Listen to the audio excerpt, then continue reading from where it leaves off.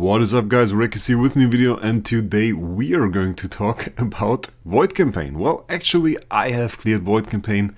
I did it last week, didn't quite have the time to make a video about it yet. We did live stream and everything, so that was quite cool as well. But I actually managed to clear everything. 4610 is actually the last stage. I managed to snag place 12 on the leaderboard, slightly missing the top 10. Well, not really slightly.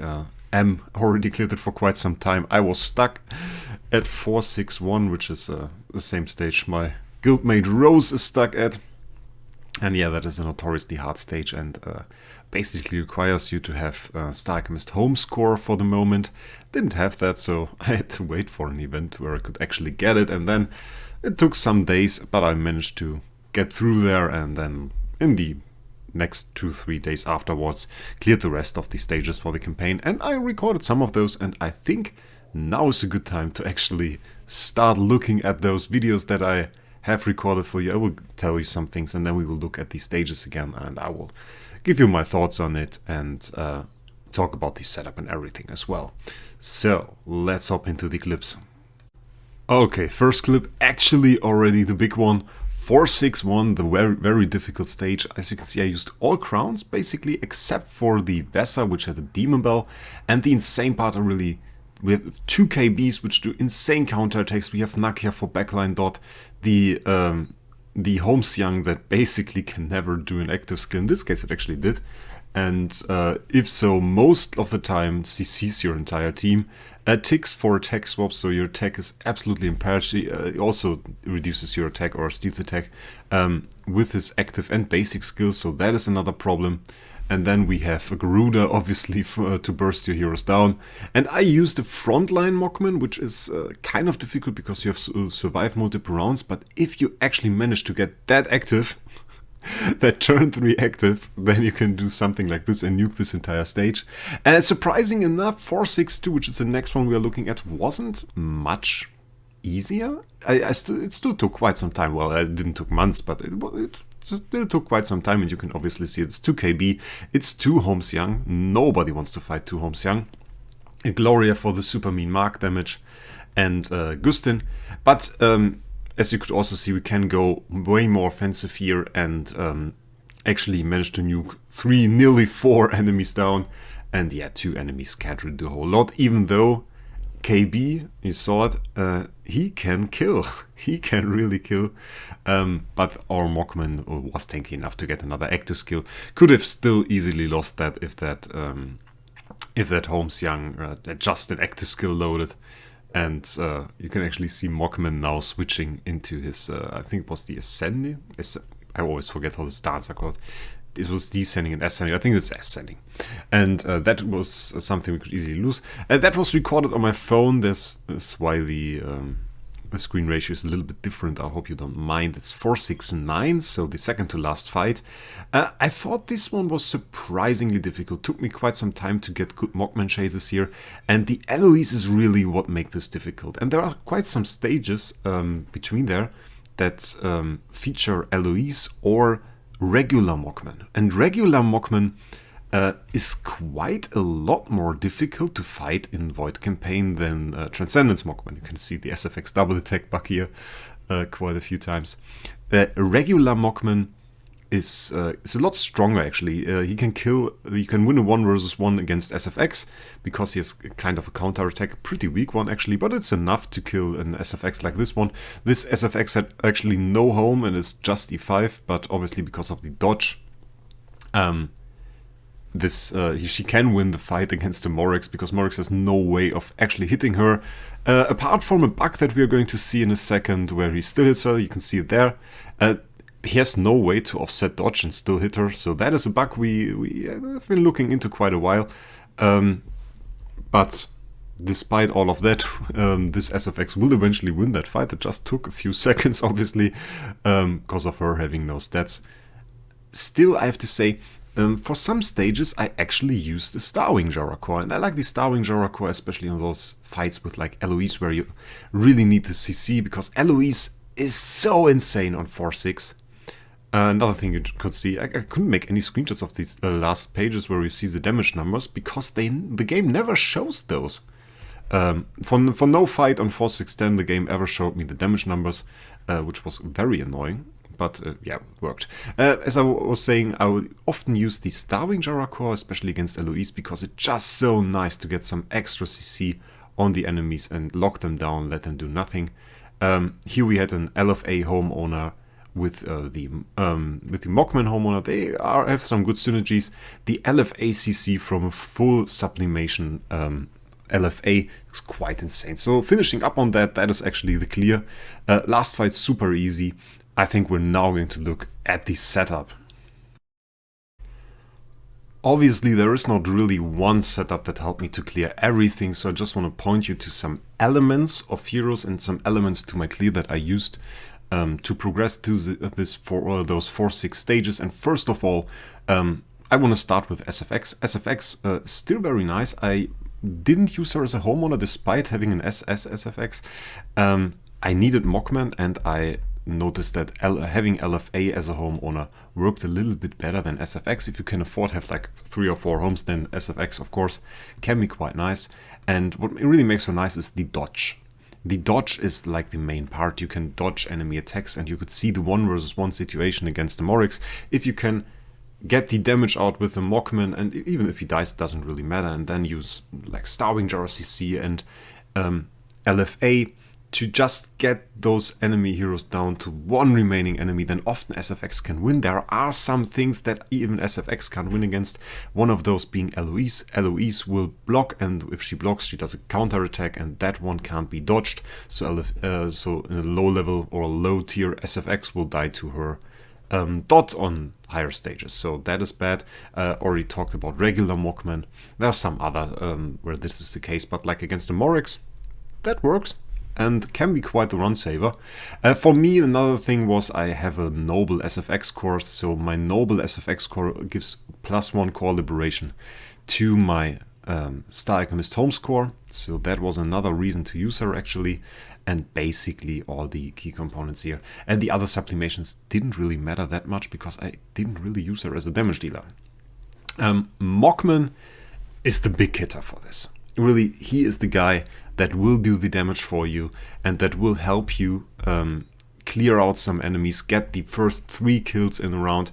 And if you get the real proper kills, like on the fight that lasted a bit longer with the Wraec, we killed the Eloise, we killed the Holmes Young, and getting rid of those very dangerous heroes right at the beginning of the fight can be so huge and is really very important. And mainly you will need the first full sublimation for that, for the additional Ohm of Rift, and this one as well, which provides 1 Ohm of Rift here, and then you have this one with the guaranteed chase, I wanted to say, not the guaranteed Ohm of Rift. So those 2 are very important, but I learned to like the HP restoration as well, because on a lot of stages, especially on 4-6-1, you have Nakia, and Nakia will give the backline a very strong damage over time effect, and being able to heal a little bit to get some life back can be a lifesaver, definitely. On 4-6-1, I used him with Balance Strike. Balance Strike provides huge damage boost for Mockman in some way or another. It's an extra 30% of damage, and it really feels like a lot more. For Mockman, you should always try to use Balance Strike. It is better to use Balance Strike than Melodic Strings. Even if you use Balance Strike with the Crown, that is better than Melodic Strings with Unbending Will. So always try to do that. Of course, also if you wanna have a turn 1 active though, and you use a Crown on him, you need some energy, and having this energy, getting this energy fed by the enemies is quite difficult. You often won't get hit enough, so to compensate for that, to actually get that. Oh, one thing before I switch to the next one, we also had the Noble SSM core providing +1 core liberation for Zai, and to actually get the energy on Mockman, we used Ferric Vessor. Not really with too many sublimations, full active skill sublimation providing some armor and a bit more heal, and we used her with the Demon Bow. And the reason she's good for that, she is innately immune to crit. When the battle starts, when substitutes heroes are in the battle, Ferric Vessel gains Blessing of Purity, and that is 100% less chance to take a critical hit. And that makes her very tanky, even if she doesn't run a crown, if she doesn't run something like that. You can run defensive imprints on her, you don't really need the damage. I had as a home owner as well, nearly in the max home, so I run something like DR Armor and Block or DR Armor CI, and then use the Demon Bell, make her faster than the Mockman, and feed the energy to him that way. The thing to consider with that is speed doesn't really matter on stages like at 4-6. Some of the enemies have over 3000 speed. There's no way we can outspeed that, so we never really use something like Snowart. We never really use something like Speedstone. The only reason to use a Speedstone here is if you want to change the order of your heroes, and sometimes that makes sense, especially with something like Ferric Vessel feeding energy to Mockman. Having her go before Mockman attacks, obviously huge. Then to the key part of this clear, which is really Star Alchemist Holmes, and I didn't need him to get to 4-6. I managed to get clear 4-5-10 without using Star Alchemist Holmes or his core, and his core, and that worked out reasonably well. I struggled a lot more with some stages than my clanmates with Holmes Young did. And I only really got to realize how strong the core for Star Alchemist Holmes really is in PvE when the guildmate sent me his clear for 461. I looked at it. It was Osama, by the way. And I looked at this clear and I thought like, damn, he's dealing a lot of damage. So much damage. And obviously that is the case. If we look at it, actually we can look at it, I think in a formation that would be a little bit better. Do I have a formation with him? I don't think so. I don't think I have a formation with him. Well, that is bad. Can we just quickly make one? That is an old one. We will just use this one. Need to equip the cores. Give me a second to actually do that, because I want to show you the real strength of the core. Okay, that is all right. Because as you can see, we now have 2 noble cores on the team. We get core liberation +2 actually from those cores, and then the effect is a little bit stronger. We have 72 bottles, and every time one of our allies is attacked, we restore 4.8% of max HP and get an attack increase by 9.6%. So every time basically our Mockman gets hit, it's a 9.6% attack buff that he gets. And if you look at the first fight, for example, he got hit 4 times. 4 times already, nearly a 40% attack buff. And getting 40% more attack, that is insanely huge. That is absolutely insanely huge. And that is also the reason why this core is kind of the key to those last stages. Beyond that, the survivability helps a lot. The recovering some HP can't really make up for the insane damage those heroes do, but it is certainly good to recover that, and getting some more armor reduces the incoming damage a lot.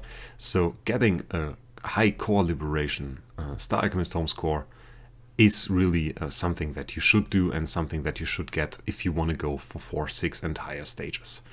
Then really we have the LFA. We tend to get kills with Mockman pretty early on, and getting the kills with the Mockman early on obviously activates Lord of Fear Aspen's passive skill, I think, whenever it's an enemy afflicted. That one is another thing. Whenever an enemy dies, increases self-crit damage by 35% with a 100% chance to inflict Fear Abyssal Gaze on all enemies. So on some waves I really played him with Rui Scepter, and that is actually quite nice. You get fear on all of the enemies. If they can't get rid of this fear, then it will drain their energy, which is on the other passive skill that we just looked at.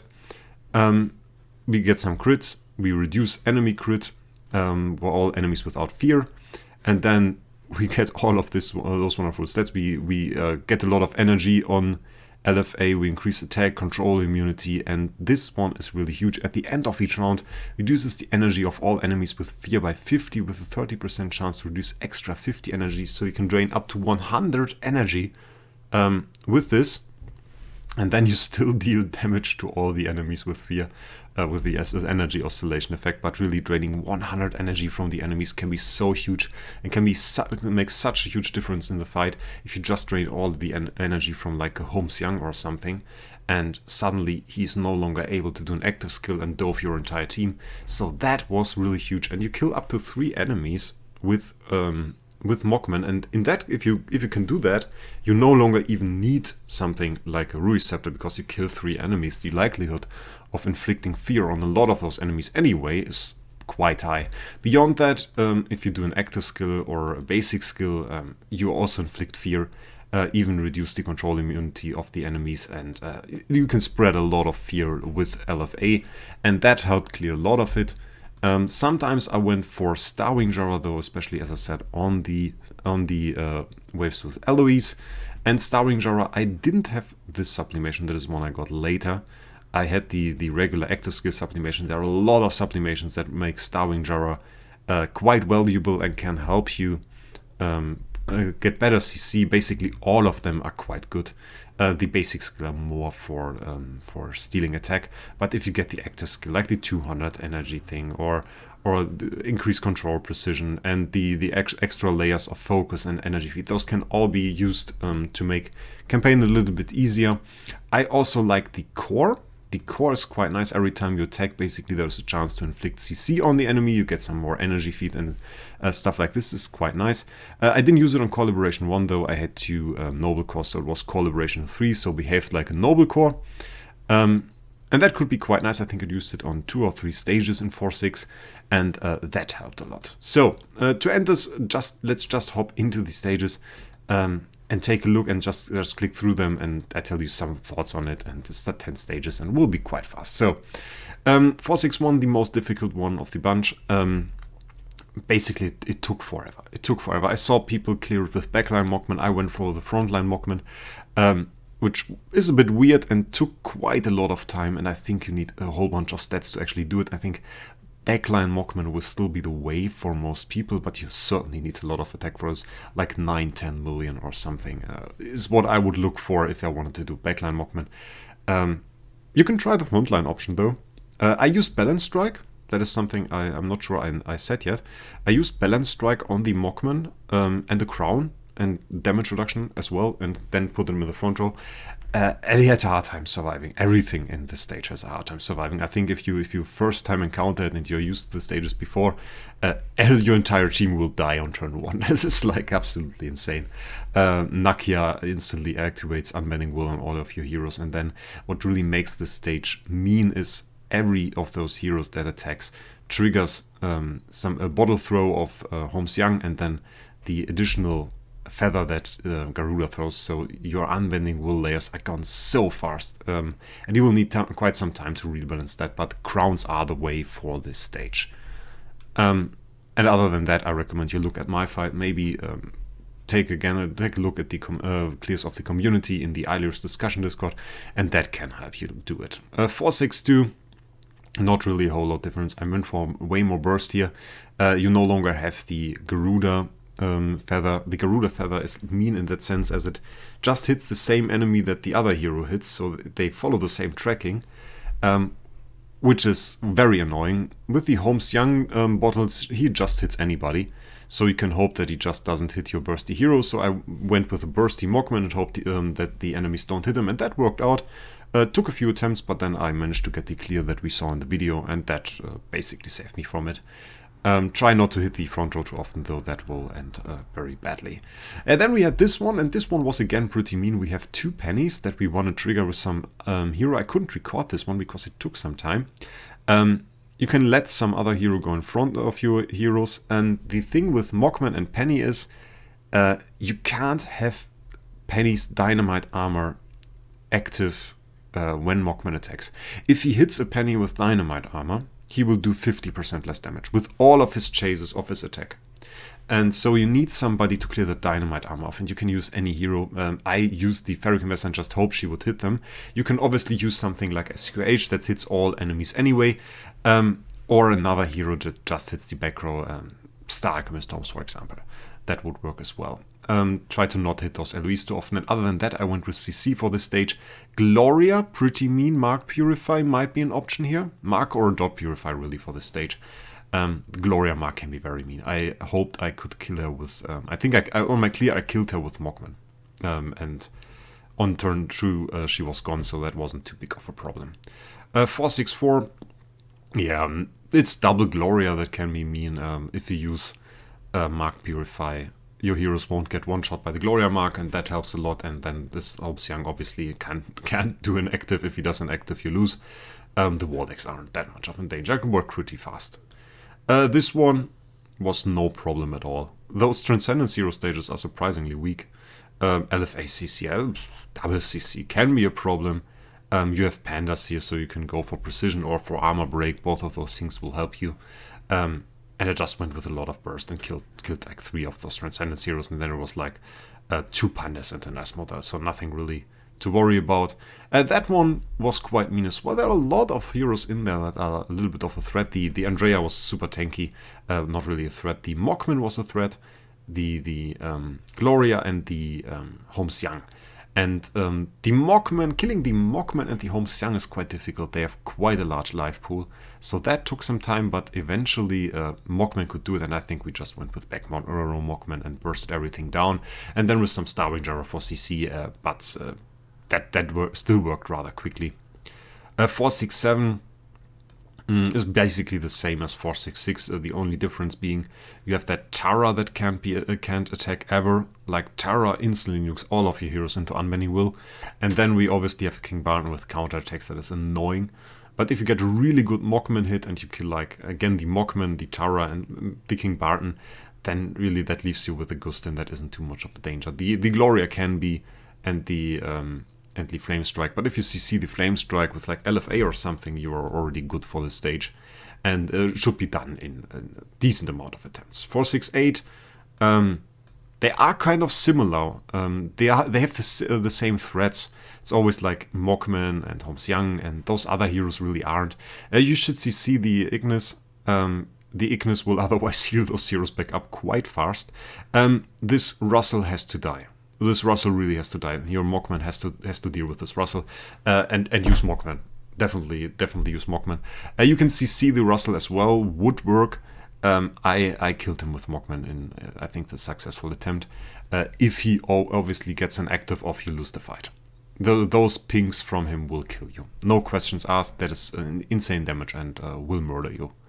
469, we saw that fight. Nothing really to say here beyond what we already said. We have Eloise in that, so wanna CC it, leaving Eloise unCC'd. Not that great.